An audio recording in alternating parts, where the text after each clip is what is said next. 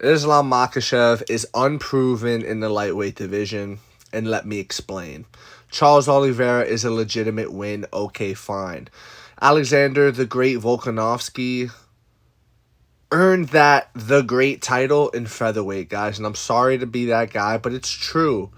Islam even said it before the fight. He said, he is the featherweight champion, I am the lightweight champion. And he said it with such confidence because he knows the truth. Weight classes do exist for a reason, and Volkanovski really has no top wins at all in the lightweight division. He didn't earn his great nickname at lightweight. He earned it at featherweight. So there goes that. Now, who else do you want to point to? Do you want to point to Arman Tsarukyan, who was making his UFC debut?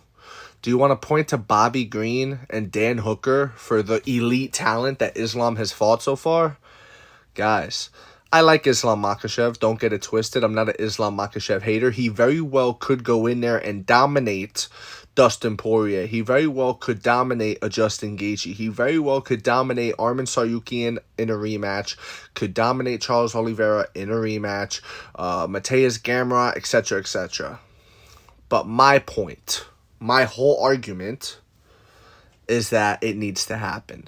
This idea that the fights don't need to happen and let Islam just go up to 170 after this fight with Dustin or whatever the case may be, blah, blah, blah, because it's like a foregone conclusion is not true. It's not based in reality. It's only based in hypothetical. And, you know, the truth is, Islam Makhachev gets a lot of respect from the fans simply because of his relationship to Khabib Nurmagomedov. If he was just another guy, just another fighter that wasn't related to arguably the greatest fighter of all time, you know what I say by related, not by blood, but you know what I mean. People would not be just, oh yeah, he's going to beat Dustin, no problem. Oh yeah, he's going to beat Gaethje, no problem. Oh yeah, he's going to beat this guy, that guy, no problem. It would be more of a debate behind it. But because his predecessor, Khabib, already beat those guys, it's kind of like, oh, well, Islam could do it too. But Islam is not Khabib, guys. He's not. And that's no disrespect towards Islam. Islam is who he is, which is a pretty damn great fighter, as evident by the gold around his shoulder right there. Now, big picture point is there's a lot of things people are overlooking with these guys in terms of his potential challengers. Let's just start with Dustin Poirier, for example. Dustin Poirier is battle-tested, and he's far more experienced at the highest levels of the sport than Islam Makhachev is. Dustin Poirier has better hands than Islam Makhachev. And Dustin Poirier, don't count this out either, guys. Dustin Poirier has been the nail just as much as he's been the hammer, okay? He knows how to be the nail in a fight, maybe round one, and then come back in round two and be the hammer. Islam Makhachev doesn't. Islam Makhachev only knows how to be the hammer. We've never seen him be the nail. We've never seen him push. We've never seen him in an uncomfortable situation. I believe it's because he hasn't fought the top talent of the lightweight division. He hasn't fought the best of the best. He's fought the Dan Hookers of the world. He's fought the Bobby Greens of the world. You know, Charles Oliveira, okay, fine. I'll give you Charles Oliveira. But then you want to go with Volkanovski. And what happened in the Volkanovski fight, guys? In the 5th round, right?